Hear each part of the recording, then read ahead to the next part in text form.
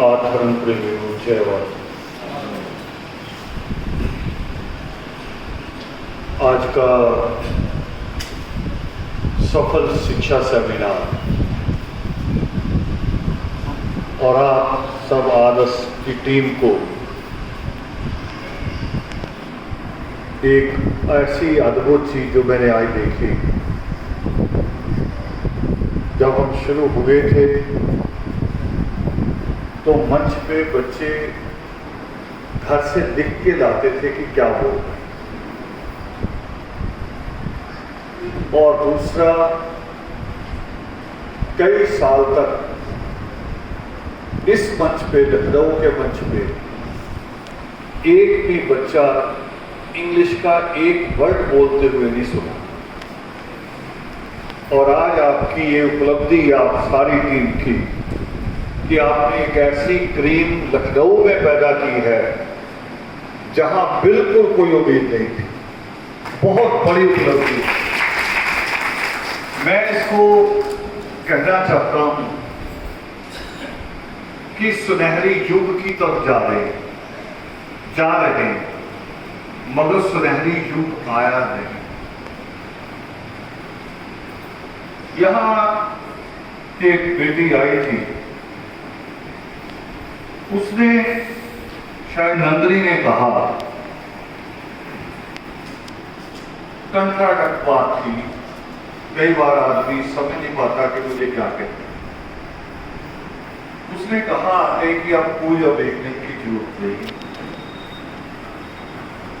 ये 200-250 आदमी लखनऊ की टोटल पॉपुलेशन थोड़ी, इतने परिवार भी नहीं है लखनऊ में, तो कई हजारों परिवार है, और उसमें से 200-250 आदमी को देख के अगर हम ये कहें कि अवेकनिंग की जरूरत नहीं, तो हम कबूतर हैं। कबूतर होता है जब बिल्ली सामने आती है तो आंख बंद कर लेता है, सोचता बिल्ली गई, और बिल्ली को मौका मिल जाता है छपने। अपनी अपनी बस्तियों का कल का हाल देखो, कल तक इस एक हफ्ते 10 दिन का हाल। रात जिस बस्ती में मैं ठहरा हुआ हूं, रात 1 बजे तक डीजे चला है, 1 बजे तक, और बच्चों के पेपर भी हैं। इन दिनों बच्चों के पेपर भी हैं। डीजे चला और जितने आदमी यहां आप बैठे हैं टोटल, इससे ज्यादा औरतें और आदमी नाच रहे हैं। ये हमारा सच है। कभी कोई मूर्ति लगा के नाचते हैं, कभी कावड़ ला के नाचते हैं, और तो और हम इतने सेकुलर हैं, अभी थोड़े दिन में ताजिए भी करेंगे, ताजिए भी करेंगे। मैं एक सवाल आप लोगों से करना चाहता हूं। आदमी जब कहीं किसी धर्म स्थल पे जाता है, किसी भी धर्म स्थल पे, किस दुआ के साथ, किस उम्मीद के साथ जाता है कि मेरे घर में सुख शांति आ जाए, शायद समृद्धि भी जोड़ते हो आप, प्रॉस्पेरिटी भी आ जाए। मगर अभी ये जो पखंड हो रहे हैं, मैं कह रहा हूं 10 दिन नहीं, 100 दिन मूर्ति लगा के रखो, तब भी आपकी हालत नहीं बदल सकती, नहीं बदलेगी। एक नहीं, 1000 देवी देवताओं की फोटो घर में लगा लो, अगर एक बाबा साहब अम्बेडकर ना होते तो आपको ये हॉल नहीं मिल सकता। बताओ मिलता? ये संदीप डॉक्टर बनते? नहीं बन सकते। उस बाबा साहब अम्बेडकर का नाम याद नहीं, उनकी कुर्बानियां याद नहीं। चलो वो भी छोड़ो, अपने लालच की बात ही याद रख लो। आज वो दिन है जिस दिन बाबा साहब अम्बेडकर ने, मैंने आज लाइन लिखी है कि ब्राह्मणवाद के हलक से उनके मुंह में हाथ डाल के अपने लिए अधिकार दिए थे। उस समय को नहीं जानते। आज तो आप पता नहीं कितनी यूनियन है आपकी, कितने संगठन है, कितने नेता हैं, कोई ना कोई विधायक भी हो जाता है आपका, कोई ना कोई मेंबर पार्लियामेंट भी हो जाता है। उस वक्त कौन था? एक अकेला शख्स था। और जब ये डिमांड उठाई कि भारत में 2 गुलाम हैं, हमारे अभी बीच में मेरे बोलने से 2 नंबर पहले मसूद साहब बोल रहे हो। मसूद साहब अब उसी समस्या पे लड़ रहे हैं जिस पे बाबा साहब अम्बेडकर 1930 पे लगे। वही इल्जाम लगा बाबा साहब अम्बेडकर पे, आज जैसे लगते ना, थोड़ा सा आप कह लो कि सरकार की ये नीति ठीक नहीं है, उसी वक्त कौन सा इल्जाम लगता?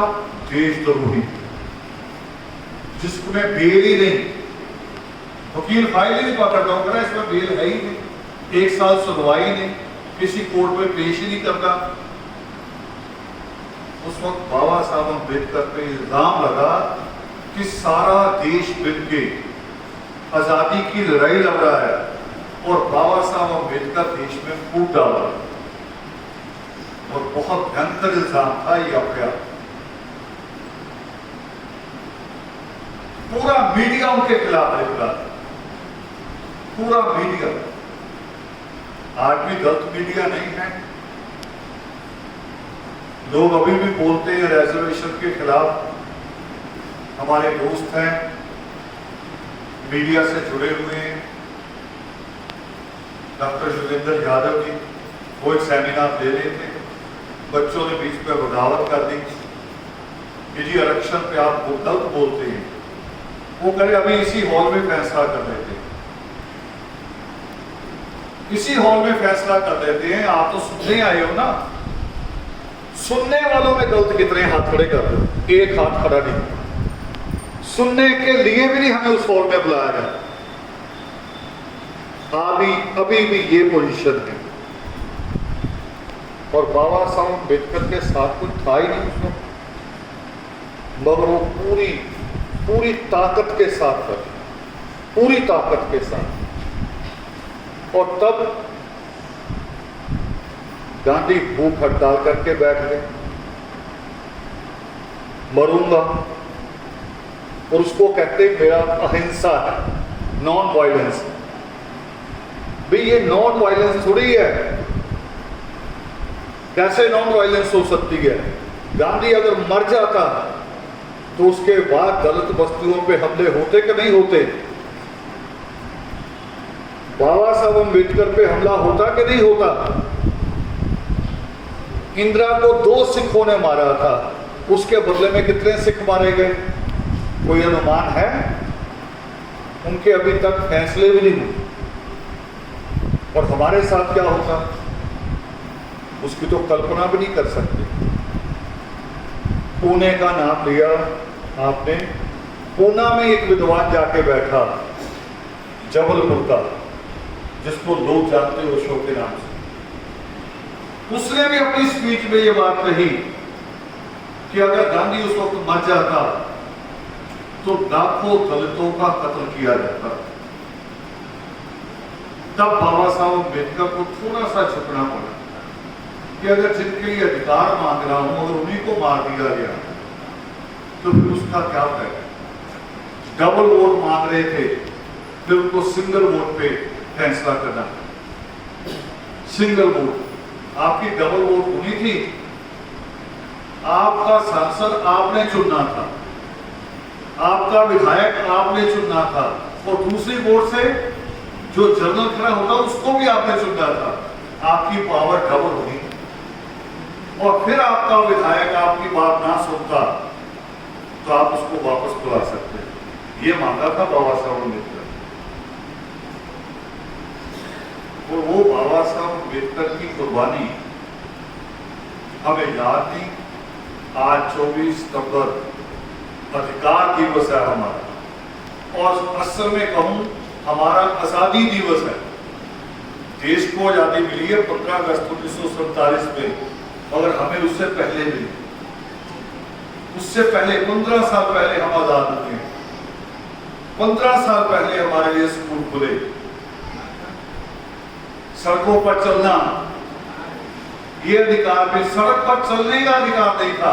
आपको ना सुना होगा ना मंदिरों में जाने का, सड़क पे चलने का अधिकार भी नहीं।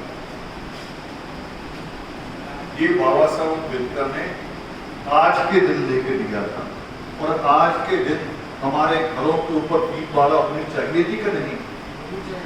होनी चाहिए थी। आपकी दिवाली तो ये है, वो दिवाली नहीं है जो महामुनि शंभू को मार के बनी, ये दिवाली है। मगर हम गुमराह हैं। मैंने पढ़ा एक अंग्रेज विद्वान, मुझे नाम याद नहीं आ रहा, वो कह रहा है मीडिया इतनी खतरनाक चीज है कि वो झूठ को भी ऐसे प्रचार कर दे कि जो आपके बाप का कातिल हो आप उसको भी पूछना शुरू कर दो। और मैंने साफ साफ देख रहा हूं अपनी कौम, साफ साफ बच्चों के पेपर और डीजे चल रहे हैं, डांस हो रहे हैं। वैसे घूंघट की परंपरा है, मगर 1 बजे तक औरतें नाच रही हैं। एक बहाना मिल गया है। ऐसे माहौल में बच्चे पढ़ पाएंगे? वहां से हम मुकाबला कर लेंगे, या यहाँ 100 बच्चा जो आज बोला है, ये 100 बच्चे को लेकर हम लड़ाई लड़ लेंगे? हमें तो सारे समाज का विकास चाहिए, टोटल दलित वर्ग का। और जोड़ रहा हूं यहां बात जोहार की। जोहार का एक मीनिंग तो ये आप लोगों ने जो यहाँ किया, देखा लिखा हुआ और यहाँ बोला भी गया, एक मीनिंग इसका और जय जोहार देश के आदिवासियों का नारा, उनका संबोधन आपस में। वो पूरे संसार का भला मानते, जिनको सरकारें उजाड़ती हैं, पूरे संसार का। और हमने जय जोहार इसलिए किया, हम उन आदिवासियों का हिस्सा हैं। हम वो हैं जो लड़ाई में पकड़े गए, जो लड़ाई में पकड़े गए, उनसे गंदगी उठवाई गई, उनसे मरे हुए जानवर उठवाए गए, उनसे खाल उतरवाई गई, उनको जूठन दी गई। हम वो हैं जो नहीं पकड़े गए, वो जंगलों में आज मौजूद हैं। एक ही खून है हमारा। और इसलिए जय जोहार शुरू किया कि ताकि हमारे और उनके बीच में एकता कायम हो सके, हमारी ताकत और बढ़ सके, इसलिए भी शुरू किया। हमारे बहुत कम लोग हैं जो पढ़ लिख के यहाँ लौटते हैं, इस मंच तक, कौम तक लौटते हैं। मैंने इसलिए बाबा साहब अम्बेडकर की पिक्चर लगाई। वो करे हमेशा मुझे अपने समाज में रह के खुशी मिलनी भी चाहिए। और सही बात थी जो पूनम जी कह रहे थे, यहाँ दूसरे समाज वालों के पास, उनके पास बीसियों लोग हैं जो उनकी बात करेंगे, उनकी मदद करेंगे, उनका हाथ पकड़ेंगे। हमारे पास कौन है? चुने लोग, थोड़े से लोग। और वो थोड़े से लोग भी अगर यहाँ लौट के ना आए तो फिर कितना मुश्किल खड़ी होगी, फिर कौन हमारा भला करेगा? देश में आपने आज़ादी की लहर में पढ़ा होगा कि देश में आज़ादी से पहले कुछ लोग आज़ादी की लड़ाई लड़ रहे थे और कुछ लोग सामाजिक परिवर्तन की लड़ाई लड़ रहे थे, सामाजिक बुराइयों के खिलाफ, जैसे बाल विवाह, सती प्रथा, विधवा का विवाह। पढ़ा ना इतिहास में ये बातें भी हो रही थी। और उस मूवमेंट को बड़े स्तर पे एक संगठन था जिसको कहते थे आर्या समाज। आर्या समाज इस मूवमेंट को चला रहा था, सनातनियों के सामने खड़ा हो, उन्हीं के घरों में पैदा होके। मगर जब उनको समझ में आया कि ये बात सही है तो उन्होंने उस लड़ाई को लड़ा। हमारे बीच में भी बहुत सारी बुराइयां, हमें भी उन बुराइयों के खिलाफ लड़ने की जरूरत है। अपनी उन बुराइयों के, अपने हमारे लोग हैं, हमारे रिश्तेदार हैं, हमारे मित्र हैं, हमारे पड़ोसी हैं, जिनकी मैं बात कर रहा हूँ कि रात 1 बजे तक डीजे बजाते हैं, हमें उनसे बात करनी पड़ेगी, ये डायलॉग करना पड़ेगा। हो सकता है जैसे महात्मा ज्योतिबा फुले को पत्थर पड़े हैं, पहली बार में हो सकता है पत्थर भी पड़ जाए, क्योंकि बात थोड़ी धीरे समझ में आती है, एकदम भी नहीं समझती। और खास तौर पे जो मानसिक गुलाम कौमें होती हैं वो जल्दी नहीं समझती। मानसिक गुलाम की एक मिसाल दे रहा हूँ मैं कि जब ये मोटर गाड़ियाँ नहीं थी तो हाथी, घोड़ा, ऊंट, इनके ऊपर व्यापार हुआ करते थे, सामान लाद के व्यापारी चला करते थे। उनको सौदागर लिखा गया है किताबों में, शब्द चेंज हो गए। एक सौदागर पहुंचा, उस वक्त होटल नहीं थे, उनको सराय बोलते थे, वहां रुका करते थे। वो एक सराय में गया और पता किया, कर पहले ये बताओ कि मेरे पास बहुत सारे ऊंट हैं, इनको बांधने के लिए व्यवस्था है, क्योंकि पहली चिंता तो वही है, सामान लदा है, उनको रुकना है, चारा उनको भी चाहिए, दूसरे में फिर चलना है, वो करे सारी व्यवस्था, आपको चिंता न। मगर अंत में एक मुश्किल खड़ी हो गई, सारे ऊंट बांध दिए गए, एक ऊंट बचा, उसके लिए ना रस्सी बची, ना वो जमीन में जो ठोका होता है किला, किला बोलते हैं, खोट, हाँ खोटा, वो नहीं मिला। बड़ी मुश्किल हो गई। वो करे स्टोर में देख लो, इधर देख लो, किचन में देख लो, कहीं कुछ पड़ा मिल जाए। तो एक पुराना जो सराय में काम करने वाला बुजुर्ग था, वो कह रहा क्या हुआ, इतना भागे फिर रहे हो? वो करेगी वो ऊंट के लिए, एक ऊंट के लिए रस्सी नहीं मिली, उसको बांधना कहा, वो ठिकाना भी नहीं मिल रहा। वो करा चिंता करने की जरूरत नहीं, आप जाओ मैं बांध दूँ। सुबह हुई, सारे ऊंट उठाए गए, रस्सी खोली गई, सारे ऊंट उठ गए, एक ऊंट उठ ही नहीं रहा। वो देखा इसमें तो कोई रस्सी भी नहीं है, बांध भी नहीं रखा, मगर उठ क्यों नहीं रहा? घबरा गए। आप जैसे दिमाग, आप जल्दी वहम में पड़ जाते हैं ना, बच्चा बीमार हो जाओ, हो देवी नाराज होगी, जुग भूत की छाया आई, ये सारी छाया आप पे ही आती है। जो बड़े बड़े रईस लोग हैं, आप जाओ इसी शहर में बड़े बड़े बंगले हैं, उनके यहाँ कोई भूत नहीं आता, उनके घरों में चिराग भी नहीं है, पैसा वो कमा रहे हैं, चिराग आप कर रहे हैं, बलियां आप दे रहे हैं, बिल्डिंगें उनकी बढ़ रही हैं। आपने कभी सोचा ही नहीं है क्या हो क्या रहा? ये सोचना चाहिए। सारे उलझन में पड़ गए, ये क्यों नहीं उठ रहा? वो करेगी, उसने बांधा था, उसे बुलाओ, कोई मंत्र तो नहीं पढ़ दिया? मंत्र दोबारा पढ़ेगा, कलमा वापस लेगा, फिर ये उठेगा। वो कह रहा अभी कुछ नहीं किया, ऐसा कुछ नहीं होता, इसको मैंने बांधा है और आप खोलो तो उठेगा। वो कह रहे कैसे? कह रहा ये उठा आदमी थोड़ी है, इसके साथ वो क्रिया करो जो दूसरों के साथ की, पास जाओ, ऐसे करो, लगे इसे रस्सी खोल रहे, फिर ये उठ जाएगा। वो सच में नकली ऐसे किया, ऊंट को लगा भाई रस्सी खोल के उठ के खड़ा। आज मेरी कौम उस ऊंट से भी गई गुजरी। ये है दिमागी गुलामी। रोज नए देवी देवता उठा लाते हैं, कह रहे सुधार होगा। अब सुजाता ने क्या कहा? सुजाता ने क्या कहा मेरी बेटी? इसका सुधार किस बाबा ने किया? इस शिक्षा सेमिनार में, इस शिक्षा सेमिनार में किया। जीवित मिसाल है। और बता दूं, ये केवल डॉक्टर नहीं, स्पेशलिस्ट डॉक्टर बनने जा रही है संदीप भी। और संदीप तो चैलेंज के साथ पहली पीजी छोड़ दी थी कि मेरी मनपसंद स्ट्रीम नहीं मिली, ये जरूरत होनी चाहिए। यही कह रहे थे आप भी कि हमें मुकाबला करना है जर्नल का भी। ये जर्नल से भी आगे की बात। कहां से मिला इनको? बद्रीनाथ गए थे, बालाजी गए थे, बागेश्वर के पास गए थे, कहां गए थे? शिक्षा सेमिनार। ये रास्ता है, ये रास्ता है। और इसके आगे एक और, बैठो, इसके आगे एक और। आप बच्चों से रिक्वेस्ट करनी, जिनको लेकर मुझे गर्व होगा, आज लखनऊ के बच्चों को देख के बहुत गर्व हुआ। तभी मैंने कहा कि उस सुनहरी युग की तरफ गए हैं, चल पड़े हैं। अब कितना चलते हैं वो आप पे निर्भर है।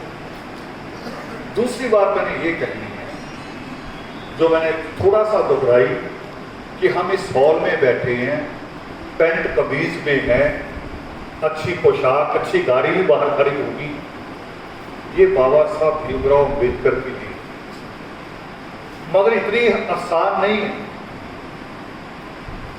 इसमें जानते क्या क्या हुआ? बाबा साहब अम्बेडकर ने अपने उन 4 बच्चों को कुर्बान किया है, जो हमारे बच्चों की तरह खेल भी नहीं सकते। किलकारियां होती ना हंसी की फुहार, वो हंसी की जो फुहार है वो बाबा साहब अम्बेडकर के घर में कभी हुई नहीं। उन्होंने अपने उन बच्चों को कुर्बान किया। मां रमाबाई की वो सिसकियां, शायद वो खुद के रो भी नहीं पाई मां, मुझे नहीं लगता रोई को रोती तो बाबा साहब अम्बेडकर को कमजोर कर अंदर ही रखा। उसके कुर्बानी से हम यहां हैं। बाबा साहब के उन बच्चों के 4 बच्चों के कारण, जिनको बाबा साहब अम्बेडकर अपने बच्चों को कंधा भी नहीं दे पाए, जिनको अंतिम समय में कफन भी नहीं मिला, उनकी वजह से यहां। और इसके बाद हम करते क्या है? अब जो मेन बात है, पढ़ते हैं, कॉलेज जाते हैं, यूनिवर्सिटी जाते हैं, जीन जून पहननी सीख जाते हैं, और फिर वहां गैर कास्ट के लड़का लड़की को पसंद करते। सोचो, आप कुर्बानी उनकी है जिनको कंधा नहीं मिला, जिनको कफन नहीं मिला, आप वहां से आए हैं। ये केवल आपके माँ बाप का पैसा नहीं आप पे लगा, उन बच्चों की जिन्होंने अपने बचपन से पहले मृत्यु को प्राप्त कर लिया, आप उनके कारण हैं। और उसके बाद आप कहो जी मुझे किसी बनिए की, किसी जाट की, किसी ब्राह्मण की लड़की पसंद आ गई, लड़का पसंद आ गया, तो फिर इस कौम का क्या होगा? क्या होगा इस कौम का? आप पूरे धरोहर, पूरा सरमाया, सब कुछ लेके हमारा आप उधर चले जाओगे, तो उसका लाभ किसको मिलेगा? हमें मिलेगा? हमारी कौम को मिलेगा? हमारे बच्चों को मिलेगा उसका लाभ? ये एक उम्मीद मैं चाहता हूं बेटे आपसे। सुजाता ने उठ के पैसे दिए, इन पैसों की जरूरत नहीं, मैंने कभी परवाह नहीं की पैसे। मुझे जरूरत था जो बाबा साहब अम्बेडकर ने आपसे मांगा था, कि वापस सोसाइटी को कुछ दें, आपका समा, आपका सहयोग, आप कंधे से कंधा मिला के खड़े रहें उनके साथ, और अपने जैसों कईयों के हाथ पकड़ के उनको आगे ले जाए, ये जरूरत है सबसे बड़ी। और जो हमारे बीच में जिन बातों की कमी है,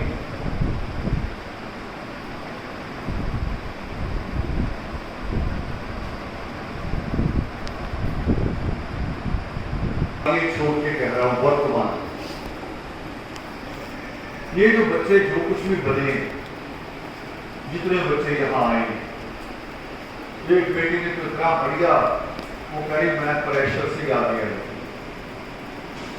और उसको बड़ा अच्छा डिफाइन किया यहाँ, कि प्रेशर भी बच्चों के साथ होना चाहिए। प्रेशर की एक सीमा होती है। प्रेशर से सबसे अच्छी मिसाल आपके लिए कुकर होगा, प्रेशर कुकर उसे कहते ही प्रेशर कुकर, तो उसमें भी दबाव की सीमा होती है, और जब सीमा खत्म होती तो ऊपर सीधी हो जाती है, फिर प्रेशर निकालना पड़ता है। मैं भी बच्चों के साथ कई बार बहुत सख्त हो जाता हूँ, कई बच्चों को तो मैंने हाथ से पीटता भी, मगर बनाता भी मैं। ये जो मैं अगर बच्चे ने मुझे ये अधिकार दिया कि मैं उस पर हाथ उठा सकूं, तो ये जिम्मेवारी भी मेरी है, उसके आंसू भी मैंने ही पूछी, उसको दिशा भी मैंने दिखानी, उसको गले भी मैंने लगा। हमारे यहाँ थोड़ा उल्टा है, बाप करो और 4-5 गालियां दे के फिर मैं पौवा पी के सो जाऊं, वो नहीं, ये प्रेशर नहीं चलता, उससे पढ़ाई भी नहीं। इस मामले में मैंने संदीप और सुजाता के मम्मी डैडी को देखा, उन्होंने इन बच्चों की पढ़ाई के लिए लखनऊ का एक एक कोना छान मारा। जितना इनमें थी योग्यता उससे ज्यादा इनके माँ बाप है। अगर इनके माँ बाप का ना इतनी कोशिश करते, अगर कहीं एक बार एक शब्द बोल देते कि चलो बेटे को छोड़ कर दो, नहीं तो ना से, ये एक शब्द भी कभी कभी जीवन बदल देता है। आप भी टूट जाता कि मेरा तो कोई भी सहारा नहीं, मगर माँ बाप बिना साधन के भी एक बड़ा सशक्त सहारा बन के खड़े थे इनके साथ। सोचते भी थे, 2012 को भी साथ थे आप, हमने कुछ नहीं किया। आप लोग कहो, हमने सिर्फ ईमानदारी किया कि नारे नहीं लगाने, ईमानदारी से काम।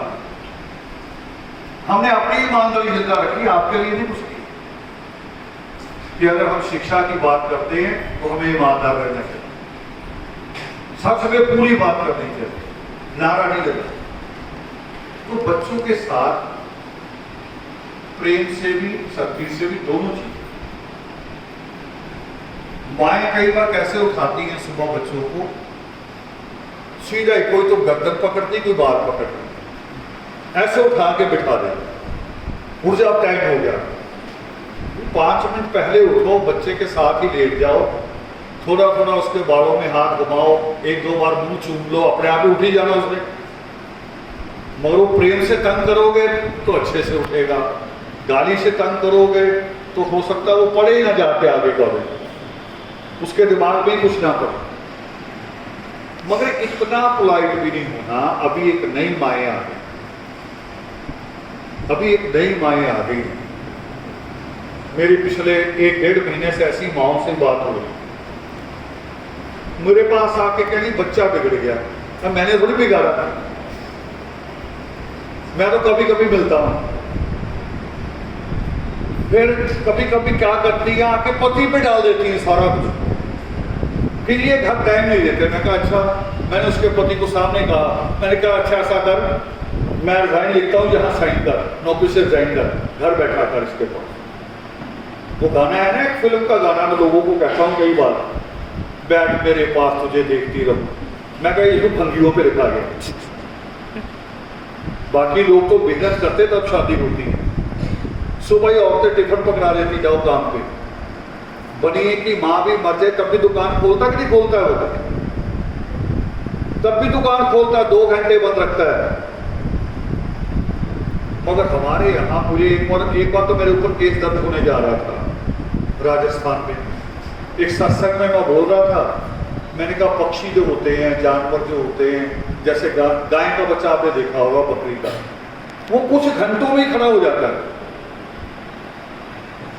और दूध ढूंढना शुरू कर देता, माँ को ढूंढ ढांड के पहुंच जाता।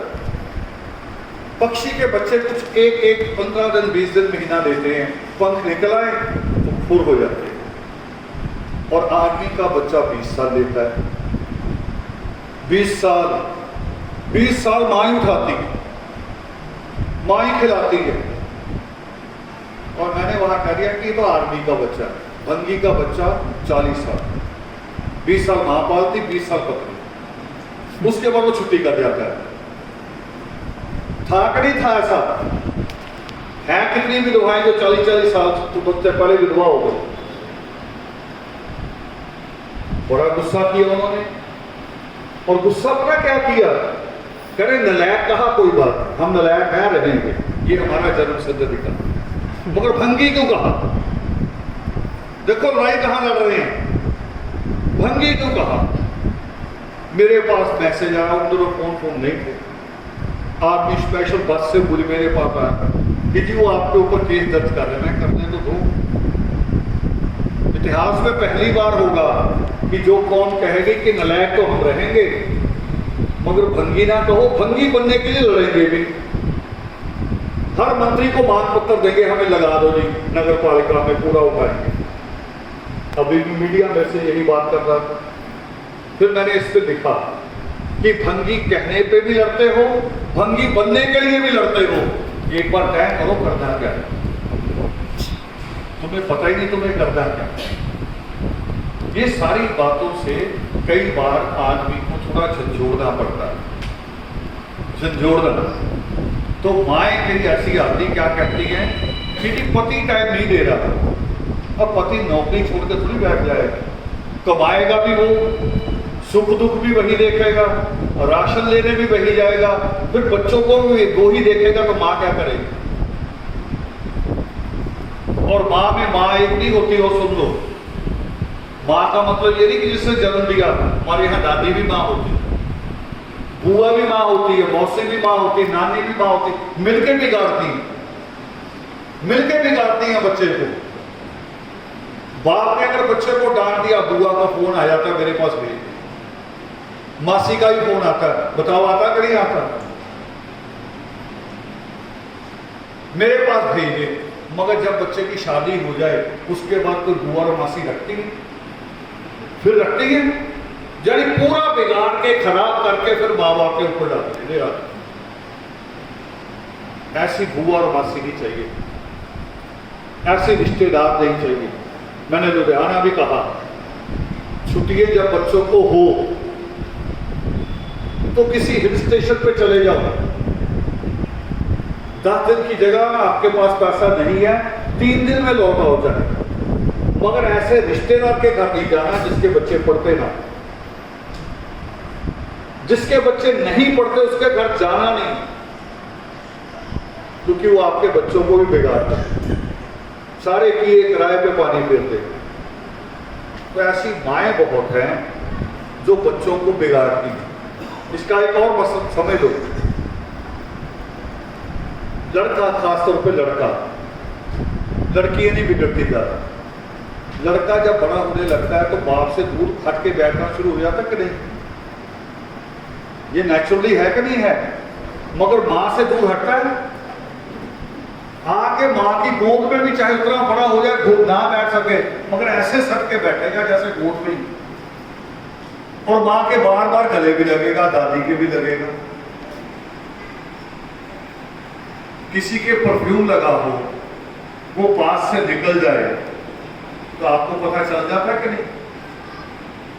बताओ, परफ्यूम की सुगंध आपको आती है कि नहीं आती है? वैसे आती नहीं मेरी को, ये भी एक बड़ा कारण है। ये गंदगी में काम करने के कारण यहां वाली नस मर गई है। मैक्सिमम लोग गिन के देख लेना कभी, 90% लोगों को स्मेल नहीं आती। मगर मैं नजदीक की बात कर रहा हूं, बहुत नजदीक की। एक आदमी आके गले मिल ले, फिर वो अगर नशा करके आए तो मां को पता चलेगा कि नहीं चलेगा। फिर सबसे पहला किसका फर्ज है, इसको रोके। मां छुपाती है, सफाइयां देती है, उल जुलूल बहाने बताती है बाप को, ये नहीं चले। मां को एकलव्य की मां वाला रोल अदा करना पड़ेगा, मां सुरेखा जैसा। जब रोता हुआ एकलव्य वापस आया था तो उसकी मां ने कहा था, तू गया क्यों वहां, वो जगह ही नहीं है, वो गुरु ही नहीं है, वहां कला ही नहीं है। विद्या तो कहां है? सृष्टिकर्ता वाल्मीकि देवान के पास, जिन्होंने लव कुश को सिखाया था। और जब राम युद्ध लौटा था, चक्रवर्ती राजा बनना चाहता था, तो उसके घोड़े को किसने पकड़ा था? बोल दो थोड़ा सा, लव कुश ने। फिर विद्या कहां है? विद्या तो यहां है। तो उसकी मां ने कहा, हम अपने स्कूल बनाएंगे। द्रोणाचार्य की मूर्ति नहीं बनाई, ये ब्राह्मण इतिहासकारों ने गलत लिखा। हो ही नहीं सकता जो बच्चे को गाली दे के बाहर निकाले, भंगी और शूद्र कह के बाहर निकाले, उसकी मूर्ति थोड़ी तो बनाए। सृष्टिकर्ता वाल्मीकि दयावान की मूर्ति बनी, मगर केवल मूर्ति बनाई, आपकी तरह नहीं किया कि मूर्ति बनाई अच्छा नाक रगड़ दे वह हो गया। सुबह 4 बजे उठाती थी, घरों में बाथरूम नहीं थे, ये नगर निगम का पानी नहीं था, नदियों पे नहाते थे लोग। 4 बजे उठा के कहती थी पहले नहा, सुस्ती बात, उसके बाद कहीं चल अभ्यास शुरू करें। तब एकलव्य क्या बना? अर्जुन से भी बड़ा, अर्जुन से भी बड़ा, द्रोणाचार्य से भी बड़ा। आज ऐसी माओं की जरूरत है। ये जो नई माएं आ गई है ना, थोड़ी सी सीरियल वाली, डब्बा दूध वाली, इनको थोड़ा ठीक होने की लिस्ट तैयार रखती है आदमी के लिए कि मेरी ये शॉपिंग नहीं हुई। भाई लिस्ट वो रखो जो खन्ना जी की मिसेज करती थी। खन्ना जी ने कहा है कि बरसों नया सूट नहीं लिया था सिर्फ बच्चों को कुछ बनाने के, ऐसी बात है। भाई ऐसी मां पे ताली नहीं बजेगी कि शॉपिंग वाली चाहिए। ये लिखा हमने, ये लिख के लगाया कि मां के सूट बदलने से नहीं, आदत बदलने से किस पर बनी। ये सूट ही बदले जा रही हैं, रोज नया सूट, रोज नया सूट। और मैंने नहीं देखा किसी मां ने लिस्ट बना के रखी हो कि बच्चे की ये किताब कम है, ये कॉपी कम है, वो नहीं बना के रखी, अपनी लिस्ट तैयार रखती। राखी आ रही है, मैंने भाई के घर जाना, 2-3 सूट नए दे दो। राखी से एक राखी धागा बांधने से नए सूटों का क्या काम है? पुराने सूट में अगर राखी बदवाल होगी तो कुछ हो जाएगा, धरती पलट जाएगी। ये बड़े अजीब काम, हमें छोटी छोटी सारी गंदी रस्में बदलनी पड़ेगी। मृत्यु भोज, लाखों रुपया मृत्यु, मरने पे लाखों रुपया किसका? फिर मरने के बाद और भी काम बढ़ गया, लकड़ियों में फूंक दिया, राख बहा दी। बच्चे की शादी करेंगे, लड़की वालों को कहेंगे इसके दादा थे कभी 20 साल पहले, उसका सूट भी दे दो, इसकी दादी भी थी, उसका सूट भी दे दो। अरे अभी देने कौन जाएगा? दादी को देने कौन जाएगा? इतना लालच। ये सारी रस्में बदलो, ये पैसा अपने बच्चों की शिक्षा पे खर्च करो। और जो पूनम जी कह रही थी कि हमें मुकाबला करना है, मुकाबला करने के लिए बढ़िया स्कूल भी चुनने पड़ेंगे, उसके लिए पैसा चाहिए। अभी पत्रकार मुझे पूछ रहे थे कि गरीबी कारण है, मैं कहा नहीं, गरीब ग्रुप नहीं है ये। कौन? 2 लाख तो लड़का लड़की देखने में खर्च कर देते हैं। 2 लाख। हमारे एक साथी रहे हैं काशीपुर के, अभी लड़की की सगाई की है तो शराब की बोतलें खोल रहे थे, इसलिए मैंने कहा रहे हैं, हमने रखे थे, पैसों की जरूरत नहीं। शराब की बोतलें टका रहे थे। और जो दूसरे गए पता नहीं नजीबाबाद से, जो लड़के वाले गए वो भी पूरी तैयारी से गए, बोतलें पकड़ के नाच रहे थे। फिर बताओ, बीएड कराना हो, बीएससी नर्सिंग करानी हो, जिसका खर्चा 60,000 से 75,000 के बीच में नहीं हो सकती? हो सकती है, सिर्फ आपको आदतें बदलनी पड़ेगी। धीरज जी यहां बैठे हैं। जिस दिन मैंने अपना एटीएम कार्ड दिया था 2012 में, कहां धीरज जी? कितने पैसे थे मेरे अकाउंट में? और कितने निकाल के लाए थे आप? मुझे तो कोई कमी नहीं हुई। कौन को कमी होती अगर उस दिन मैं बेईमान हो जाता? अगर मैं आज उस हाथ खींच लेता पीछे, आज कौन को 2 हीरे नहीं मिलते। और 2 नहीं, इनके पीछे सीढ़ी चली है बाकी डॉक्टरों की, ये भी नहीं चल रही अगर मेरा दिल बेईमान हो जाता। इसके लिए तैयार हो। और एक थोड़ी सी बात और कह दो संदीप से, मुझे संत किशोर जी ने बताया था वो कह रहे आपको 25 तारीख को घर जाना है और वो पैसे भी देंगे, वो लग रही है कि यही है। चलो हल्का फुल्का हो गया काम,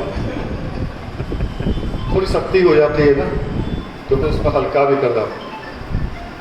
तो मेरी प्रार्थना है, मैं इसलिए बोलता हूँ, मैं इस कौम में पैदा हुआ हूँ, मैंने भी अपनी माँ के आंसू देखे हैं, बाप को शराब पी के माँ को पीटते भी देखा है, माँ को गंदगी उठाते भी देखा है, इसलिए हर बच्चा मुझे वही अपने जैसा नजर आता है। और मैं समझता हूँ कि जितना हम उसको निकालने इस नरक से उतना कर। और इस सेमिनार के अलावा हम लखनऊ में कुछ दिनों में एक नया और प्रोग्राम करेंगे, क्योंकि यहाँ तो आते वो लोग जो शिक्षा से जुड़ गए, जिनको केवल गाइडेंस की जरूरत है, कौन सा सब्जेक्ट है, तो 8th क्लास से बच्चों को बुलाया करो, बल्कि ज़्यादा 8th और 9th वाले, क्योंकि उसके बाद स्ट्रीम चेंज करनी होती है। हम उनसे बात करें, यहाँ तो वो बच्चे आते हैं, मगर जो गुमराह है वो बस्तियों में बैठे। तो हम एक प्रोग्राम ऐसा भी बनाने जा रहे हैं कि सारी बस्तियों में, और बस्ती में भी एक नहीं, बस्ती की जितनी गली हैं सारी गलियों में हम जाएं। मैं खुद आऊँगा, समय निकालूंगा, हालांकि इतना समय रहता नहीं है, बड़ी मुश्किल आ गई है, और उपवन की बड़ी जिम्मेवारी है, और दूसरा अतिकाय जी के जाने के बाद जिम्मेवारी बहुत ज़्यादा स्ट्रेस हो गया। मगर मैंने हिम्मत नहीं हारी। कई लोग तो ऐसा बहाना करते हैं कि सेमिनार में नहीं आए कि जी दादी बीमार थी, अरे बीमार डॉक्टर ने दवाई देनी है, दवाई दे देते। और डॉक्टर ये नहीं कहता कि 1-1 मिनट बाद दवाई देना, वो कह रहा है एक खुराक दे दी, 6 घंटे बाद फिर देना, 6 घंटे बाद सेमिनार खत्म हो जाता, फिर ज्यादा चले जाते। मगर बहानेबाज बहुत, हमने बहाना नहीं बनाया। 2022 की घटना है अतिकाय जी की, 15 जनवरी और जून में 2022 में हमने 1 करोड़ रुपए की जमीन थी जिस पे ज्ञान केंद्र बन रहा है। हम बैठे नहीं, बैठ के होना क्या था, दिल भरता है, आंखें नम होती हैं, करते हैं, रो भी लेते हैं, मगर बैठना नहीं। मैं अभी किसी बच्चे को दिखा रहा था, शायद कुमकुम को दिखा रहा था, लुधियाना का सेमिनार जिसको यहाँ सब लोगों ने तारीफ की, एक समुंदर था। मैंने कहा अगर मैं बैठ जाता है समुद्र बनता, और आज का सेमिनार भी होता, तो पूरी कौम से धोखा हो जाता ना। ईश्वर ने जन्म और मृत्यु अपने हाथ में रखा है, जीवन हमारे हाथ में है। हमें जीवन के लिए परवाह करनी, सारी कौम के जीवन के। जो चले गए उनको याद करेंगे, दुख भी होगा, अफसोस होगा, मगर हिम्मत के साथ उनके लिए लड़ना है जो हमारे साथ है, जो जिंदा है, उनकी चिंता करें। तो बहुत बढ़िया सेमिनार हुआ। दोबारा से दोहरा रहा हूं अपनी बात कि लखनऊ का जो प्रयास है साथियों का, कल तक जो मेहनत थी, मेहनत तो करते हैं, मगर मेहनत में निराशाएं बहुत मिलती हैं। पता नहीं किस किस का दरवाजा खटखटाते हैं, अंदर से कौन सा जवाब आता है। अभी यहाँ एक शिक्षक बोल रहे थे कि छोटे से बच्चे को पूछा संविधान किसने लिखा, उसे पता नहीं। छोटे से बच्चे को क्यों पूछते, हमारे एमए वाले को पूछो, उसे भी नहीं पता। क्योंकि हमारे लीडरों को क्या क्या याद है, हमारे लीडरों को याद है गांधी, इंदिरा गांधी, हमारे लीडरों को याद है अटल बिहारी वाजपेयी, जोगी, मोदी, उनको अपने याद ही नहीं। बताना किस लिए होता है, और संतों को बिल्कुल याद नहीं, उनको तो और ही बाबे याद है। नाथ है तो नाथ नाथ करते रहते हैं, कोई और है तो और कुछ करते रहते हैं। उनको कभी परमात्मा के हाथ की कलम याद नहीं। तो आप लोग कल तक निराश थे, मगर आज जो मैं यकीन से जो यहाँ देखा, जो मैंने आज बच्चों को बोलते हुए, और कहा उन्होंने कि इस मंच से हमने सीखा है, इसको हम ऐसे कंटिन्यू चलाएंगे तो बहुत बड़े परिणाम आएंगे। और जो कहा संदीप कह रहा, इधर कुर्सी नहीं लगाई मेरी, भाई ये कहना चाहिए, अधिकार हो गया हो, अब अधिकार है, वो मैंने सोच रखा है। जिस दिन आदर्श के ऐसे सेमिनारों से पूरी कौम के नहीं मैं गिर रहा, जो आदर्श परिवार से जो बच्चे आएंगे, जिस दिन 500 बच्चा अधिकारी आ गया हमारे पास, तो दिल्ली के लाल किला मैदान में मंच लगाएंगे, 500 बच्चे ऊपर और हम सब नीचे, ऐसा मंच होगा। पूरे देश के मीडिया को बताएंगे। अंतिम शेर के साथ खत्म कर रहा हूं इसी बात से जोड़ के कि हमने बना लिया है फिर से नया एक आशियाना, जाओ ये बात किससे फिर से किसी तूफान को करें।